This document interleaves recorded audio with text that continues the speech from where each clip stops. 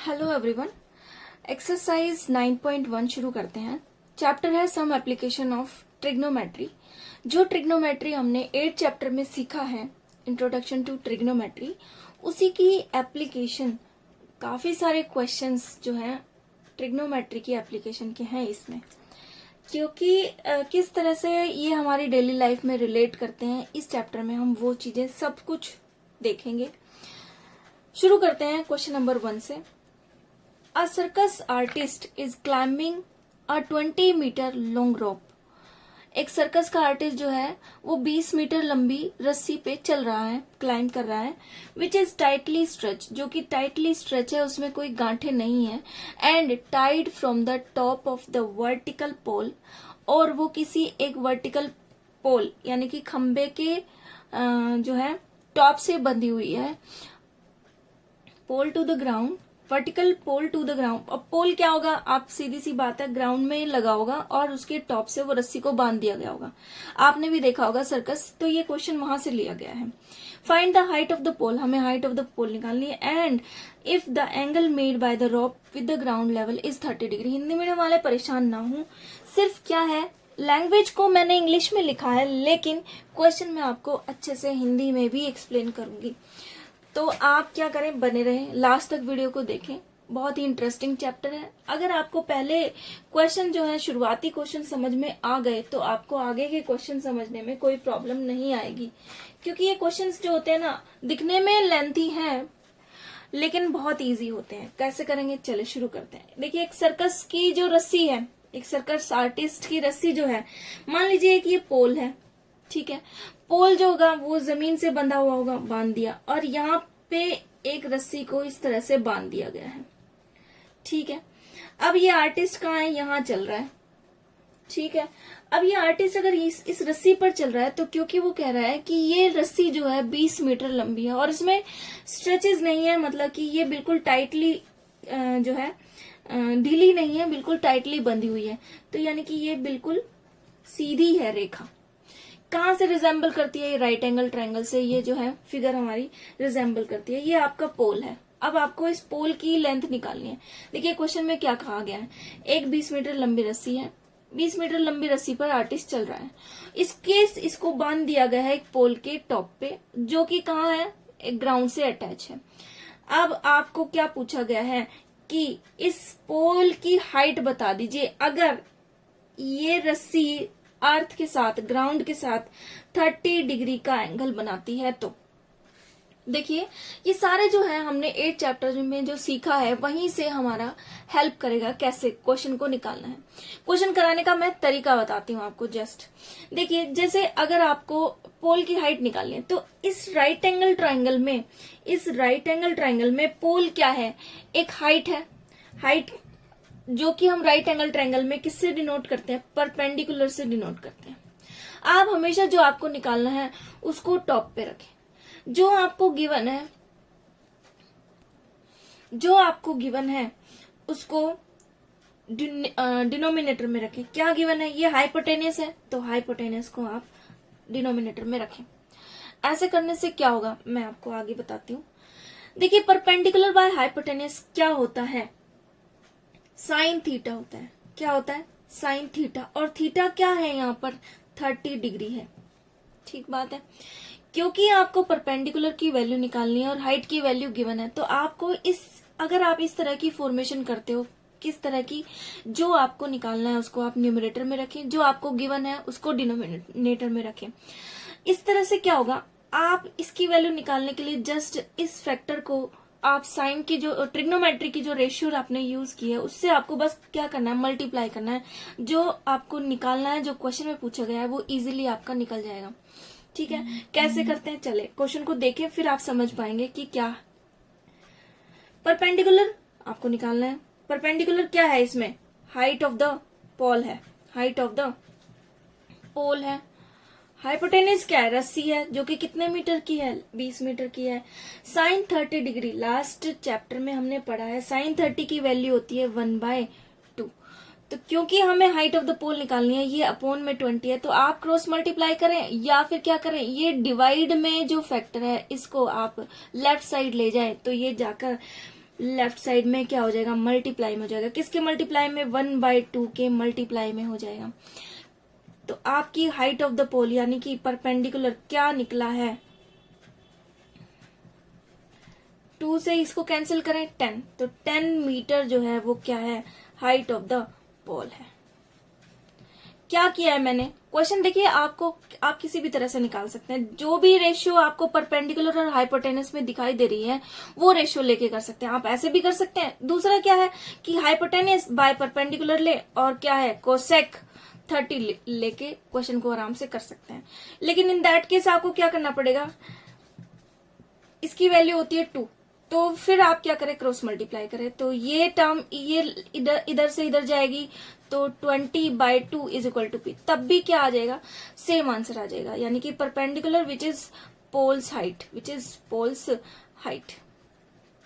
ठीक है, किसी भी रेशियो से आप क्वेश्चन को करेंगे आंसर सेम आएगा। आपको वैसे बेस्ट क्या रहेगा, जो आपको निकालना है उसको न्यूमरेटर में रखे, जो आपको गिवन है उसको डिनोमिनेटर में रखे। तो इस तरह से क्वेश्चन आप इजीली अपना कर पाएंगे। बढ़ते हैं नेक्स्ट क्वेश्चन की तरफ। 2-4 क्वेश्चन जैसे ही आप करेंगे आपको तरीका जो है समझ में आ जाएगा। क्वेश्चन नंबर 2 की तरफ बढ़ते हैं। क्वेश्चन नंबर 2 कहता है, a tree breaks due to storm. एक जो ट्री है वो स्टॉर्म की वजह से टूट गया, and broken part bend so that the top of the tree touches the ground making an angle 30 degree with it। और जो टूटा हुआ पार्ट है वो ग्राउंड के साथ टच हो रहा है, जो कि कितने डिग्री का एंगल बनाता है, 30 डिग्री का एंगल बनाता है। The distance between the foot of the tree and the point where the top touches the ground is 8 metre. तो क्वेश्चन पढ़ते ही हम पहले उसकी क्या बना लेते हैं, फिगर। देखिए क्वेश्चन का कहना क्या चाह रहा है, क्वेश्चन कहना चाह रहा है, मान लीजिए ये ट्री है, ये टूट गया, बारिश आई, आंधी आई और ये टूट गया। अब ये क्या हुआ, इस तरह से गिर गया। अब गिरेगा तो नीचे ही तो गिरेगा, और ये टच कर रहा है जमीन को। ठीक है, अब देखिए कहां से रिजेंबल कर रहा है, ये रिजेंबल कर रहा है इस तरह से। टूटने के बाद ये इस तरह से खड़ा था, टूटने के बाद ये जमीन को टच कर रहा है। कितने डिग्री का एंगल बना रहा है, 30 डिग्री का एंगल बना रहा है। ठीक है, और where the top touches the ground, और जो पॉइंट ट्री और ग्राउंड, जो ट्री और जो जहां पर वो टच कर रहा था ट्री का टॉप, वो ग्राउंड के साथ,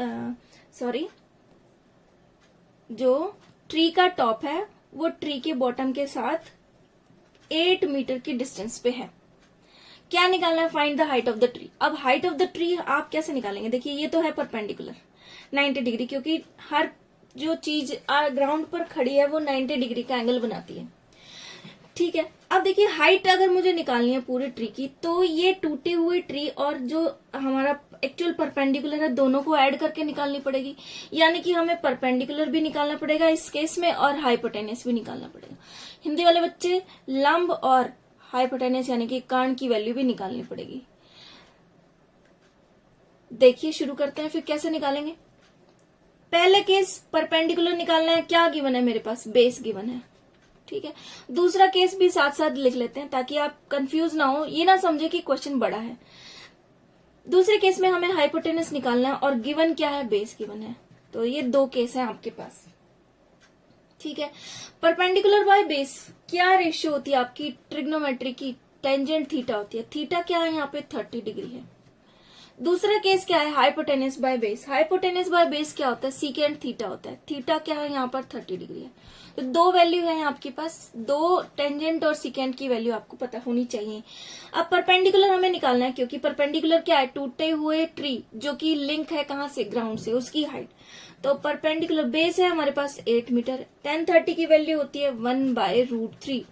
तो ये टर्म क्या है, डिवाइड में इधर जाके क्या हो जाएगी, मल्टीप्लाई में। इसलिए मैं कहती हूँ जो आपको निकालना है उसको आप रखिए न्यूमरेटर में, जो आपके पास है ऑलरेडी, जो आपके क्वेश्चन में गिवन है उसको रखिए डिनोमिनेटर में, ताकि वो मल्टीप्लाई में चला जाए और सिंपल आपको कुछ क्रॉस मल्टीप्लाई ज्यादा टेंशन लेने की जरूरत ना पड़े, और सीधा आपके जो सामने आएगा वो क्या आएगा, जो आपको फाइंड आउट करना है वो आ जाएगा। Perpendicular is equal to 8/√3।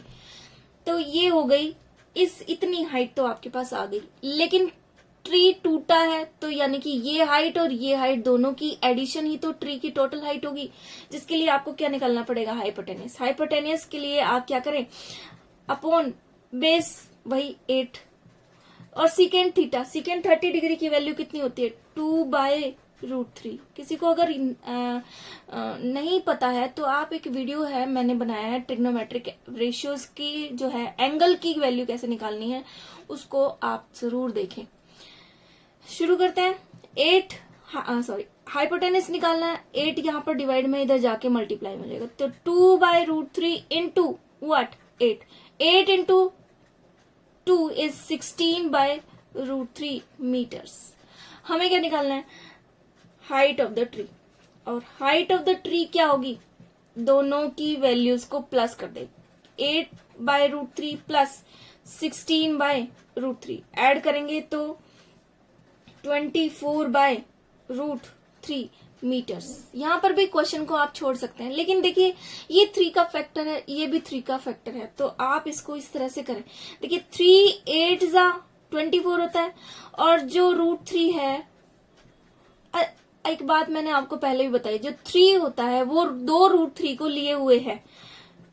आप इसको रैशनलाइजेशन से भी कर सकते हैं, तब भी क्या आएगा आपका आंसर सेम आएगा। तो ये बन गया क्या अपॉन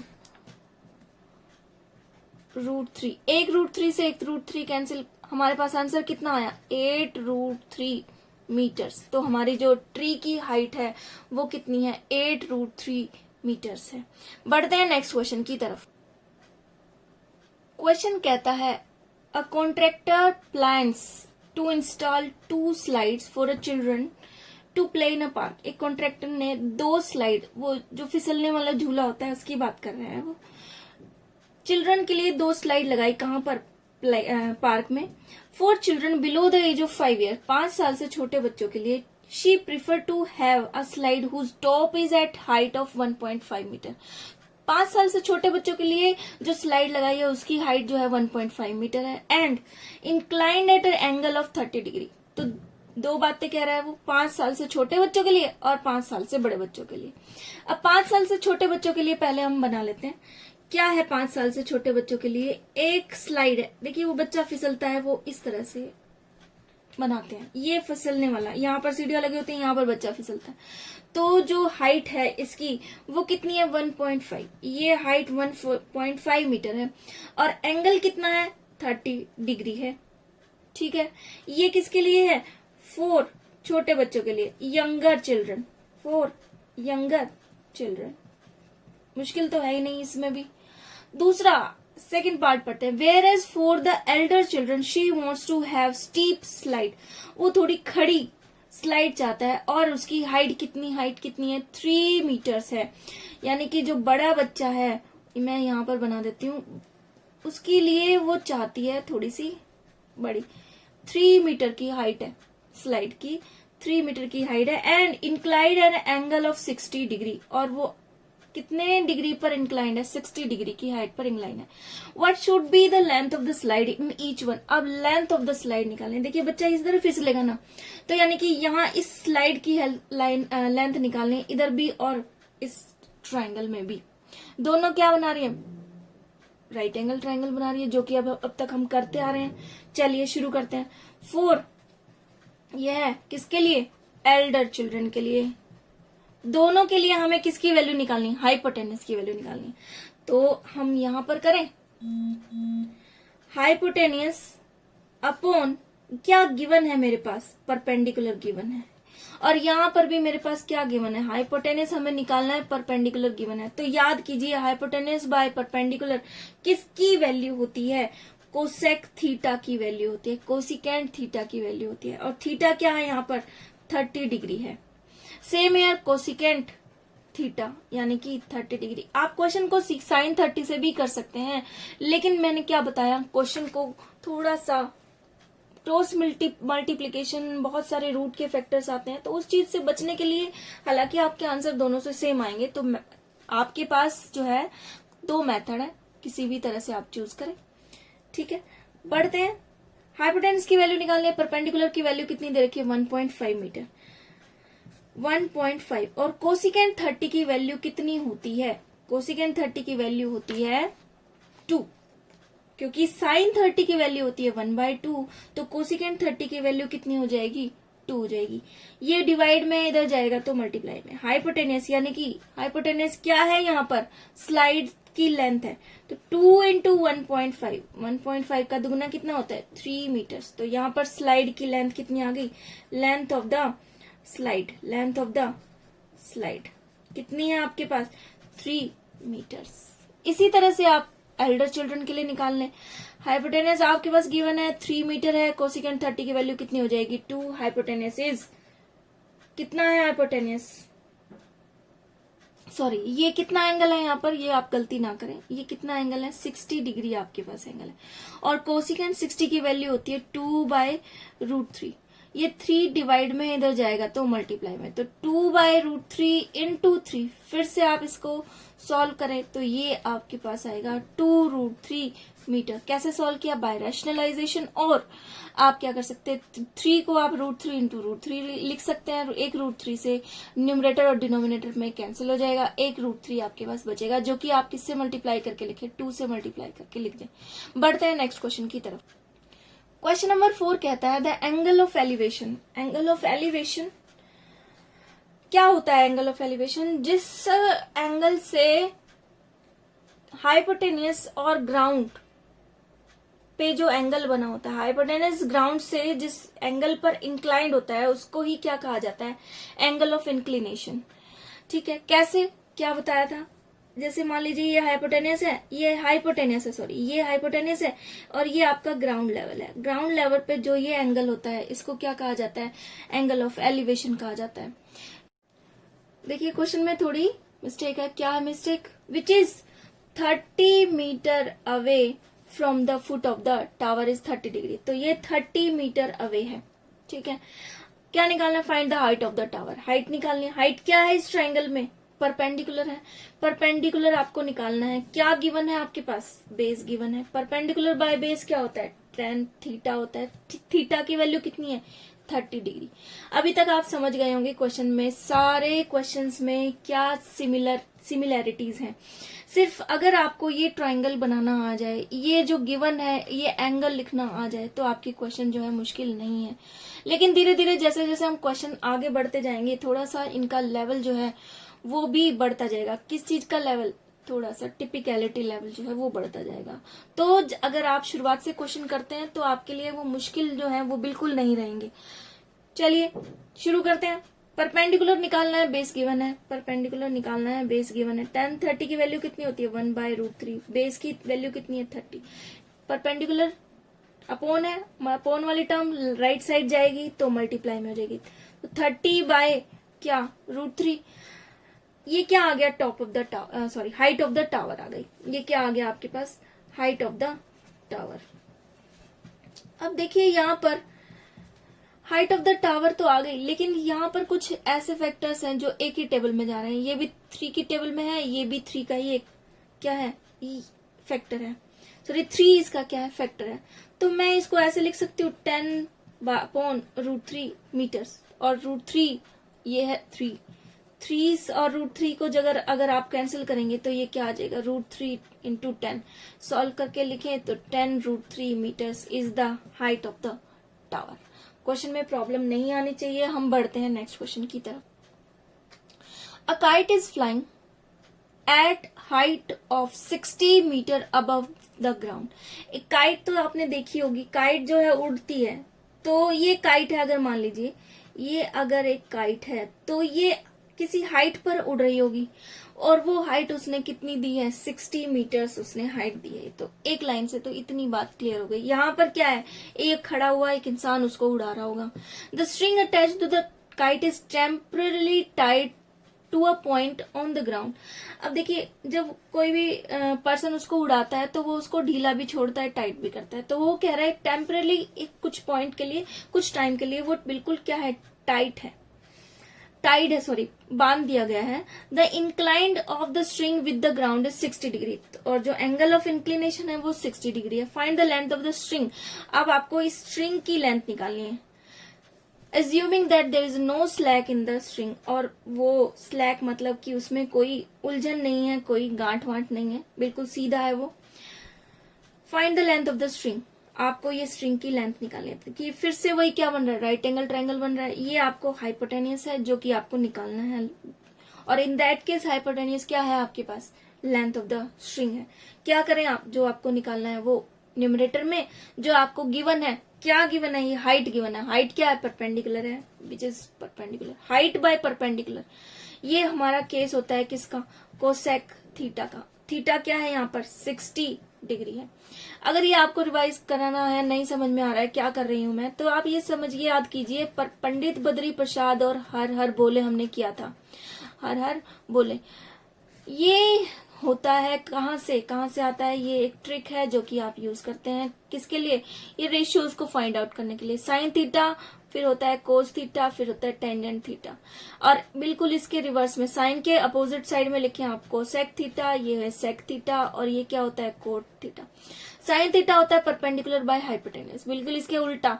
कोसेक थीटा क्या होता है, hypotenuse by perpendicular. Cos theta base by hypotenuse, और secant theta hypotenuse by base होता है। तो यहाँ पर हम क्या यूज करें, हाइपोटेनस बाय परपेंडिकुलर। तो ये रहा हमारा हाइपोटेन्यूस और ये है हमारा परपेंडिकुलर, यानी कि कर्ण बटे में लंब, कर्ण बटे में लंब। हाइपोटेन्यूस की वैल्यू हमें निकालनी है, परपेंडिकुलर की वैल्यू आपको गिवन है, कितनी है 60 मीटर्स, और कोसेक 60 की वैल्यू कितनी होती है 2/√3, 2/√3। आपको ये निकालना है, जैसे कि मैंने अभी तक बताया है, अपोन वाली टर्म राइट साइड में जाकर मल्टीप्लाई हो जाती है। Hypotenuse is equal to 2 × 60/√3। ये भी एक 3 का फैक्टर है, और √3 भी 3 की टेबल से ही अटैच होता है। तो आप इसको ऐसे लिखें, कैसे लिखेंगे, 20√3। इसको इससे कैंसिल करेंगे तो एक √3 बचेगा, और वो एक √3 को आप मल्टीप्लाई करें, 2 × 2 इज 40, और सिंगल एक √3 आपके पास बचा मीटर्स। ये √3 कहाँ गया आप मुझे बताएं कमेंट सेक्शन में, आपको समझ में आया है या नहीं। इससे आगे के क्वेश्चन हम पढ़ेंगे नेक्स्ट पार्ट में। तो पहले के 5 क्वेश्चन आपको इजीली समझ में आ गए होंगे। अगर आपको कोई प्रॉब्लम है तो आप रिमाइंड करके देखिए, अदरवाइज आप मुझसे कमेंट सेक्शन में पूछ सकते हैं। आज के लिए इतना ही। Thank you guys, thank you very much.